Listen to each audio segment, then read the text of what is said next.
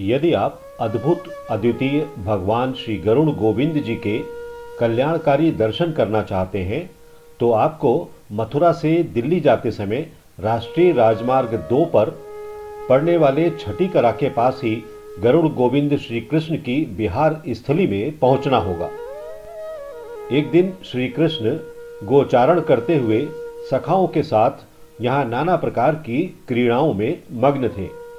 वे बाल क्रीड़ा करते हुए श्री दामा सखा को गरुड़ बनाकर उसकी पीठ पर स्वयं बैठकर इस प्रकार खेलने लगे मानो स्वयं लक्ष्मीपति नारायण गरुड़ की पीठ पर सवार हो।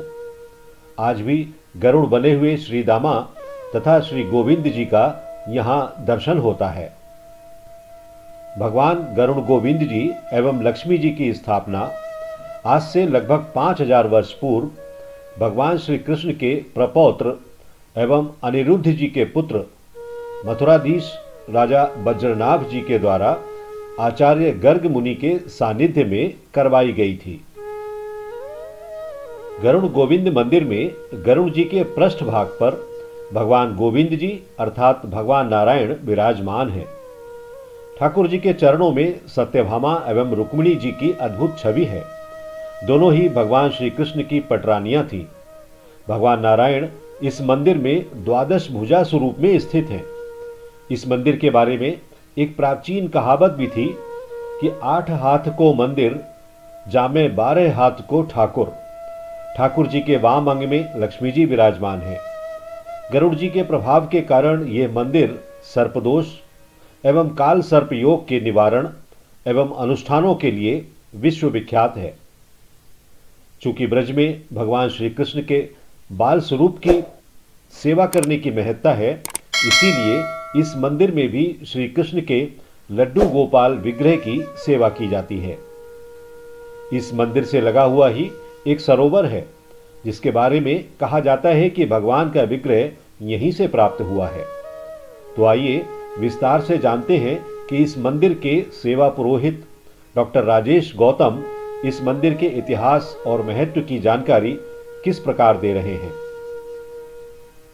ऑडियो में होने वाले व्यवधान के लिए हमें खेद है, क्योंकि हमने उनसे ये बातचीत उनकी सेवा के दौरान ही विग्रह के समक्ष रिकॉर्ड की है। तो आइए सुनते हैं। भगवान का प्राकट्य इसी कुंड से है जो गोविंद कुंड के नाम से है।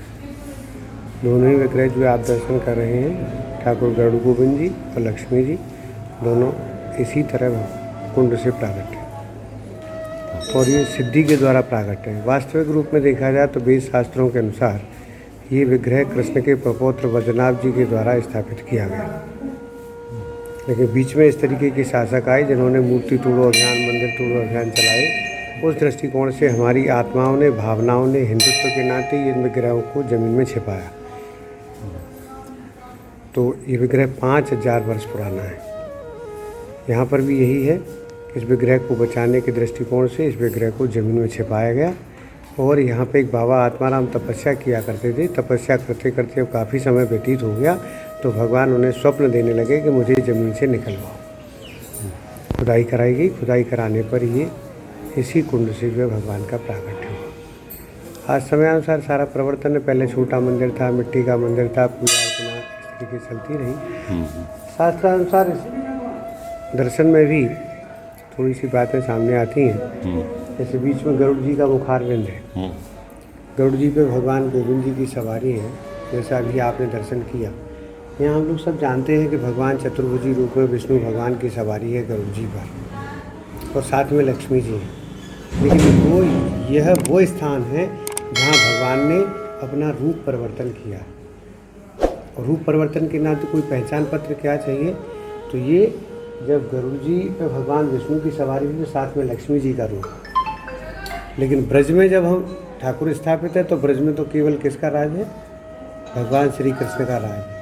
तो परिवर्तन हुआ तो यहाँ भगवान ने चरणों के नीचे सत्यभामा और रुक्मिणी को विराजमान किया। सपत्नीक विराजमान हुए उस पर। तो इस तरीके से जो है अभी आपने दर्शन किया है, तो नीचे चरणों में सत्यभामा और रुक्मिणी भगवान का यहाँ 12 भुजा का स्वरूप है। ये भी समझिए, ये भारतवर्ष में केवल एक ही विग्रह है। अच्छा, ये वो विग्रह है जहाँ जीवन कुंडली में काल सर्प दोष की जो स्थितियाँ होती हैं उसकी शांति का प्रमुख स्थान भी है, जहाँ भगवान की यहाँ पूजा का इस तरीके से विधान प्रक्रिया के तहत ये सब कार्य किया जाता है। 12 भुजा का स्वरूप धारण करने का एक ये भी है कि भगवान ने 12 सूर्यों से भेंट ली है और गरुड़ जी को वाहन बनाया है।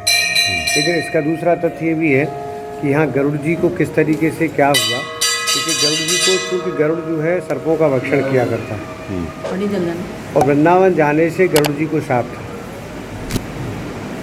प्रश्न यहाँ पर भी आता है कि भगवान श्री कृष्ण के परम सखा थे कौन? सुदामा मित्र। कौन से? उस समय के शिक्षा के दौरान। लेकिन गाय चराने वाले में कौन था? श्रीदामा साथ। वो परम सखा के रूप में थे। जब गाय चरती थी तो दोनों के साथ एक ही कंडीशन होती थी कि हाँ भाई 2 पाली बनेंगी और खेल खेलेंगे। और जब खेल खेलते हैं तो 2 पालियों, एक का टीम नायक कौन हो जाते हैं? श्रीदामा हो जाते हैं कि भगवान स्वयं श्री कृष्ण है। तो हमारे सूरदास जी ने लिखा है, खेलत में को काको गुसैया हरे हारे जीते श्रीदामा। लेकिन शर्त पहले क्या होती थी? जो हारेगा वो चड्डू खिलाएगा। ये शर्त तय थी। जब हार गए तो भगवान श्री कृष्ण को ये बात कहने लगे श्रीदामा कि तुम अब मुझे चड्डी खिलाओ। प्रश्न अटक गया। भगवान तो स्वयं परब्रह्म थे, ये बात कैसे सत्य सिद्ध हो? श्रीदामा जो है मुझ पर चड्डी खाएगा, और अजीब बात हो जाएगी। शर्त चली कि मैं तो भगवान हूँ।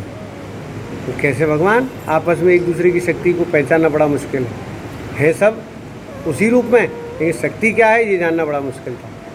पहचान यही चल रही थी। तो बोले मैं जब 6 दिन का था तो मैंने पूतना का वध कर दिया। बात तो बड़ी दमदार थी, लेकिन उसका प्रश्न मजाक के तौर पे क्या निकल के आया? अरे शुक्र मना कि वो भारी थी, तू हल्का था, वो मर गई, तू बच गया। प्रश्न तो कट गया। चलिए साहब, दूसरी बात आती है, मैंने गिरिराज पर्वत को उठाया।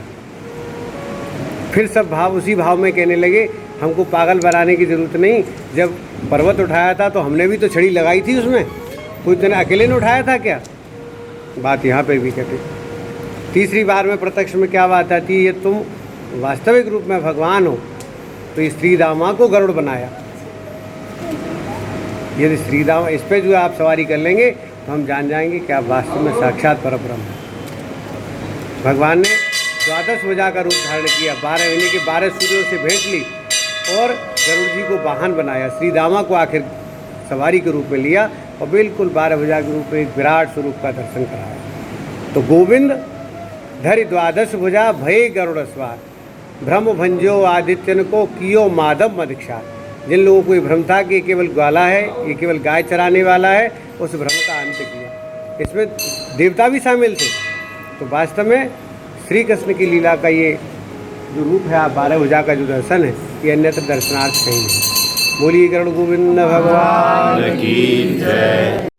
यदि आपको यह वीडियो पसंद आया हो तो लाइक करें और अपने मित्रों तथा संबंधियों के साथ शेयर करें। ऐसे ही अन्य वीडियोस के लिए हमारा चैनल सब्सक्राइब करें और बेल आइकन दबाना ना भूलें।